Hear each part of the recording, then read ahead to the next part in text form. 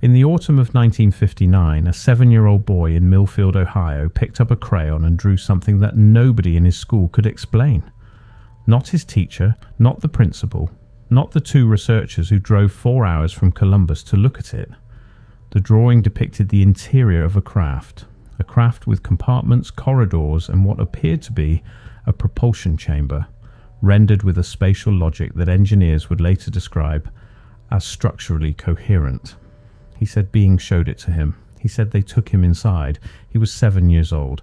Let me be precise about what we're actually talking about here, because precision is the only tool I have against my own disbelief. The drawing, catalogued informally as Exhibit M12, in the personal files of Dr. Harold Fenwick, a behavioral psychologist at Ohio State University who investigated the case in the spring of 1960, measures approximately 14 inches by 11 inches. Standard manila paper. The kind you'd find in any elementary school art room in America in 1959.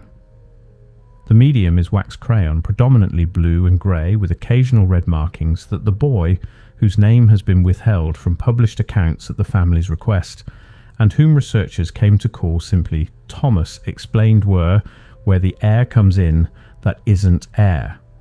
That phrase alone stopped me cold the first time I read it, where the air comes in that isn't air. I've spent the better part of 3 years inside this case. I've read Dr. Fenwick's original field notes, partial as they are. I've spoken to 2 surviving individuals who attended the same elementary school as Thomas in 1959 and remember the commotion, the hushed adult voices, the way the classroom was quietly closed off one afternoon in November for reasons no student was ever given. I've held a photographic reproduction of the original drawing. The original itself has not been publicly located since 1974, and I can tell you this with confidence. Whatever you are imagining right now, the drawing is stranger than that. Not stranger in a crude way. Not stranger in the way that children's drawings are often strange. The floating heads, the disproportionate limbs, the suns with faces. This drawing was strange in the opposite direction. It was precise, deliberate, organised around what appeared to be a central axis, with rooms, if you can call them that, arranged radially outward from a core structure that Thomas, when asked, called the thinking part. The lines were confident. There were almost no corrections, no second-guessing visible in the wax. A child who draws something they've invented usually leaves a trail of hesitation. Thomas left none. Dr. Fenwick noted this in his April 1960 report, a document that was shared with 3 colleagues at Ohio State, and then, as far as I can determine, never formally published. He wrote, "The draftsmanship exceeds what developmental psychology would predict for a subject of this age. The spatial relationships suggest either an extraordinary innate ability or the reproduction of something previously observed. Previously observed. That's the hinge, that's the crack in the wall where everything gets complicated." The account Thomas gave to his teacher on the morning of November 3rd, 1959, a Monday, was recorded by hand by the teacher, a woman named Mrs. Eleanor Grady, who had been teaching 3rd grade at Millfield Elementary for 11 years. She was not, by anyone's description, a dramatic person. Former students I spoke with remembered her as practical, firm, and deeply unimpressed by children who embellished, which makes what she wrote down that morning all the more interesting. According to Mrs. Grady's handwritten account preserved in the Fenwick files, Thomas arrived at school visibly unsettled. He hadn't slept. He told Mrs. Grady without apparent distress, but with an urgency she found unusual, that the men who aren't men had taken him somewhere the night before. He described being lifted, not carried, but lifted. He was emphatic about the distinction, keys, through the wall of his bedroom. He described a room that was both very large and very small, a description that Mrs. Grady initially dismissed as childish contradiction, until Thomas clarified, "It looked big, but felt like it was close to you everywhere." Closed geometry, a space that appears expansive but registers as intimate, This is not the language of a 7-year-old in 1959. This is barely the language of a physicist in 2026. He described the beings as tall. He said they had no faces the right way, which he could not or would not elaborate on. He said they did not speak to him with their mouths, but that he understood them anyway, and that what they communicated was not in words but in something he described as pictures that you feel. He said they wanted to show him how the inside of their travelling place worked because, and this is the part that Mrs. Grady underlined twice in her notes, they said I was going to need to know it later. Going to need to know it later. Later for what? Later for whom? When I first read that line, I assumed it was the embroidery of a frightened child. But the deeper I went into the Fenwick files, the more that phrase stopped feeling like noise and started feeling like signal. Here's the part where a reasonable person, and I consider myself a reasonable person, or at least I used to, should be able to find a clean explanation and go home. Thomas was 7. Children have vivid dreams. Children watch television, listen to the radio, absorb adult conversations they're not supposed to be having. In 1959, science fiction was everywhere in American popular culture. The Day the Earth Stood Still had come out 8 years earlier. Sputnik had launched in 1957, and with it a national obsession with space, with the unknown, with the idea that something might be out there looking back.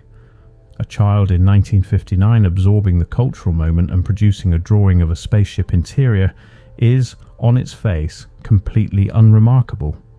And that's exactly where the official explanation begins to collapse, because Dr. Fenwick, to his credit, asked that question. He spent weeks trying to identify a source. He and a graduate student named Paul Whitmore catalogued every piece of media Thomas had access to: television programs, comic books, library books, the magazines that came into the house. They conducted what Fenwick called a cultural audit, attempting to find any image, any published interior diagram of a spacecraft that matched or even approximated the spatial arrangement in Thomas's drawing. They found nothing that matched.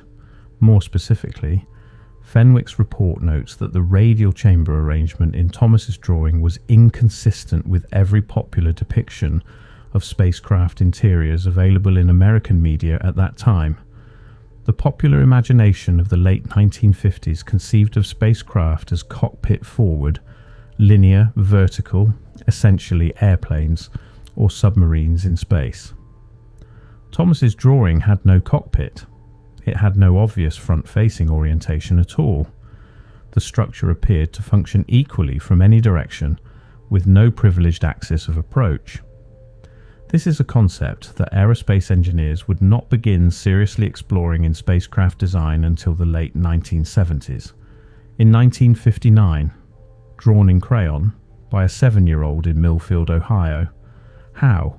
Not where did he hear about it? Not when did he encounter the idea? How does a child in 1959 independently arrive at a spatial concept that professional engineers hadn't formalized yet? I want to focus on one specific element of the drawing, because it is the detail that most resists explanation. In the center of Thomas's radial arrangement, the thinking part, as he called it, there is a structure that Fenwick's colleague, a physicist named Dr. George Callaway, who reviewed the drawing in June of 1960, described in his written assessment as suggestive of a toroidal energy configuration.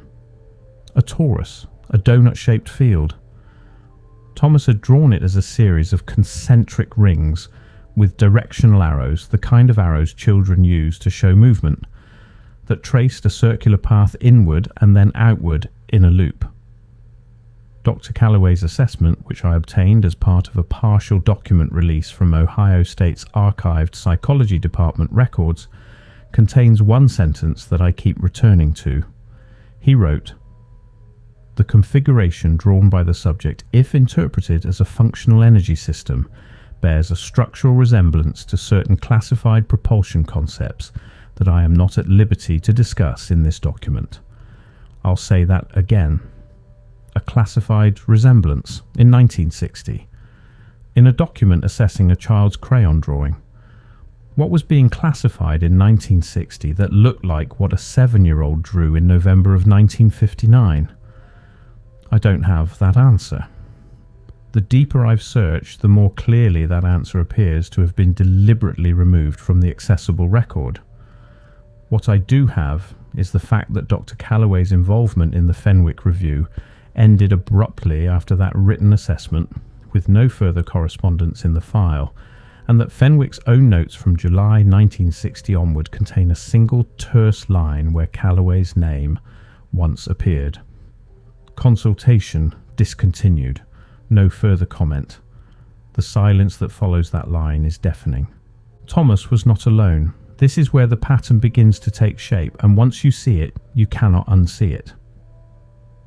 In the course of my research, I identified 4 other documented cases from the period between 1957 and 1963 in which children, none older than 10, none with any established artistic background, produced drawings or physical models of craft interiors following what they described as contact experiences with non-human beings. These cases are not connected in any official record. They are scattered across the personal files of 3 different researchers, archived in 2 different university systems, and in one case, a girl in Akron, Ohio, 1961, whom documents refer to as Subject R, preserved only because a local librarian thought the drawings were interesting enough to keep. 4 cases. 5 if you count Thomas. Different children. Different years, different cities. And yet the spatial logic of their drawings, the radial arrangement, the absence of a defined front, the central energy structure repeats with an unsettling precision across every single one. I want to be careful here. I am not telling you these children met. They didn't, as far as any record shows. I am not telling you that their drawings are identical. They aren't. What I am telling you is that the underlying architecture, the conceptual grammar of how the space inside these crafts is organized, appears to share a common vocabulary, as if these children were drawing from the same source: a girl in Akron, a boy in Millfield, a 12-year-old in Sandusky who was found in 1962 by his mother at 3 a.m, awake and drawing at the kitchen table, producing what he called the machine's heart. The Sandusky case was documented briefly by a local physician named Dr. Martha Crane, who later contributed her notes to a small informal network of researchers interested in what they cautiously called anomalous juvenile perceptual events. Dr. Crane wrote in 1963, "I have now seen enough of these drawings to believe that something is presenting itself to these children. I do not know what it is. I am not certain I want to know." Not certain she wanted to know. I understand that impulse completely. But here's what I can't walk away from. These children were not making things up. Not in the conventional sense. Children who fabricate stories produce internally inconsistent ones, especially under gentle questioning over time. The researchers who followed up with Thomas, and there were 3 separate follow-up interviews, in December 1959, March 1960, and September 1960, noted that his account never changed in its essential details. Not once, 10 months apart. The beings were the same. The craft was the same. The sensation of being lifted through the wall was the same. The phrase about needing to know it later was the same. Consistency of that order across that time frame in a 7-year-old is its own kind of data. I need to address this carefully, because what I'm about to say is based on second-hand accounts and partial records, and I refuse to treat uncertainty as confirmation. But the evidence suggests something much larger was in motion around this child after November 1959. Thomas's family moved from Millfield in the spring of 1960. This much is verifiable. Local school enrollment records confirm he left Millfield Elementary in April of that year. Where they moved to is not recorded in any document I've been able to access. Fenwick's files contain a forwarding address that has been redacted, apparently by Fenwick himself, in what appears to be black ink applied after the fact. The redaction is imprecise, the work of someone doing it quickly. You can see the shape of letters underneath if you hold the photographic reproduction at an angle. I've spent a long time looking at it. I believe the address begins with a W. Dr. Fenwick died in 1978. His widow donated his professional papers to Ohio State in 1981, and it is through that donation that any of this material survives at all.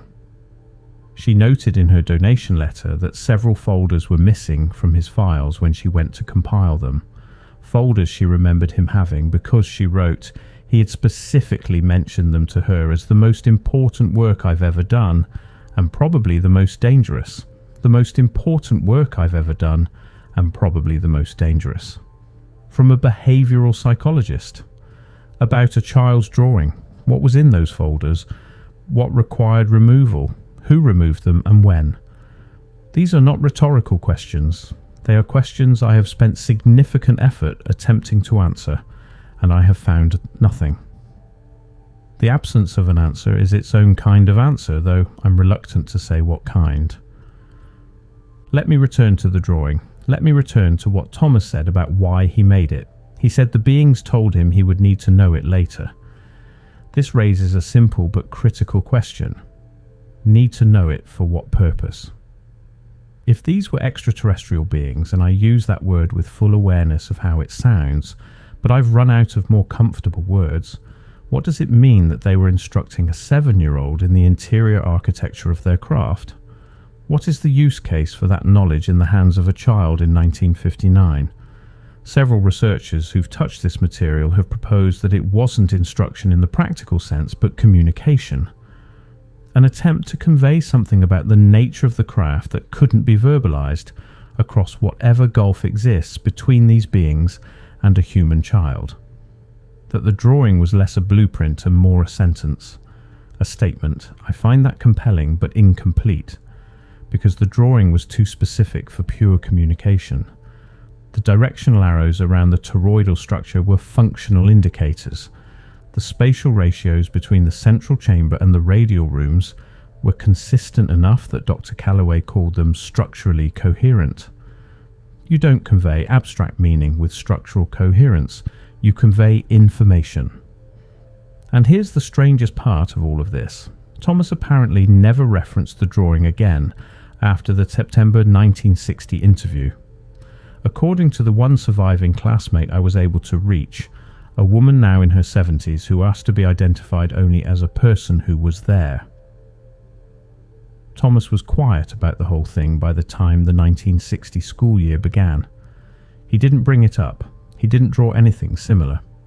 He moved away the following spring, and then he was simply gone, and the drawing was left in Dr. Fenwick's files, and the files were boxed up, and the boxes sat in a university archive for decades while the world moved on. But the drawing didn't change. The spatial logic didn't become less coherent with time. The toroidal energy structure didn't become less anomalous as aerospace engineering advanced and began decades later exploring configurations that looked, not identically, but structurally like what a child in Ohio had already drawn. The pattern doesn't dissolve when you look harder at it. If anything, it sharpens. What troubles me most, more than the drawing itself, more than the missing folders, more than Dr. Calloway's elliptical reference to classified configurations, is the trajectory of the knowledge, or rather its lack of one.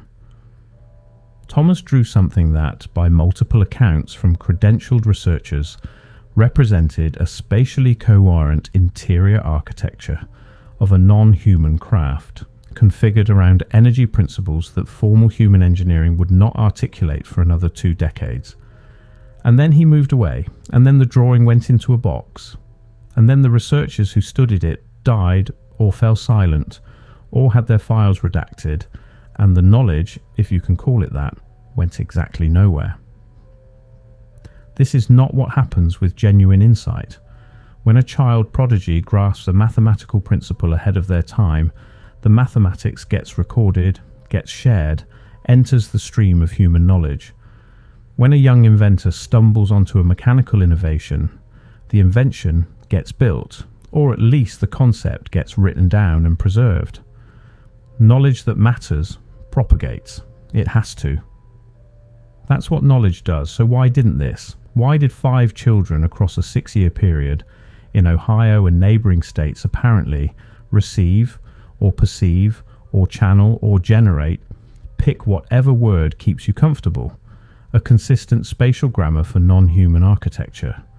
And why did all of it dead end in manila envelopes and archived boxes and redacted addresses?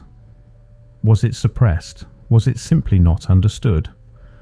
Was the gap between what these children had drawn and what anyone around them could make sense of simply too wide to bridge, too alien in the most literal sense for human institutions to metabolize? I don't know. I genuinely don't know, and I've learned to sit with that. What I know is this. The morning of November 3rd, 1959, a 7-year-old boy walked into a classroom in Millfield, Ohio, and told his teacher that beings had taken him inside their craft and shown him how it worked because he was going to need to know it later. And then he drew it. 14 inches by 11 inches of manila paper in blue and grey crayon with red marks where the air comes in that isn't air. And no one, not the teacher, not the principal, not the psychologist, not the physicist, could explain where a child learned the things that drawing contained. And then the child was gone, and the folders were gone, and the people who knew what was in them are gone, and the drawing, the original, the physical objects that a 7-year-old's hand produced in the autumn of 1959, has not been publicly located since 1974. What were they preparing him for? What knowledge did they believe he would need? And in what future did they imagine him needing it? Is there a version of this story in which Thomas grew up and remembered, really remembered, and applied that understanding somewhere, in some form, in ways we haven't traced? Or is the more disturbing possibility that the knowledge was left in a child's hands precisely because a child's hands are where knowledge goes when the world isn't ready for it? Somewhere it can wait. Somewhere it can be stored in a drawing, in a box, in an archive, unreachable and preserved, until someone is finally prepared to ask the right questions. I've been asking questions for 3 years. I still don't have the answer. But I have the drawing, or rather I have a photograph of a drawing of something that should not exist, made by a child who is now in his 70s somewhere, perhaps remembering, perhaps not, perhaps knowing exactly why they showed him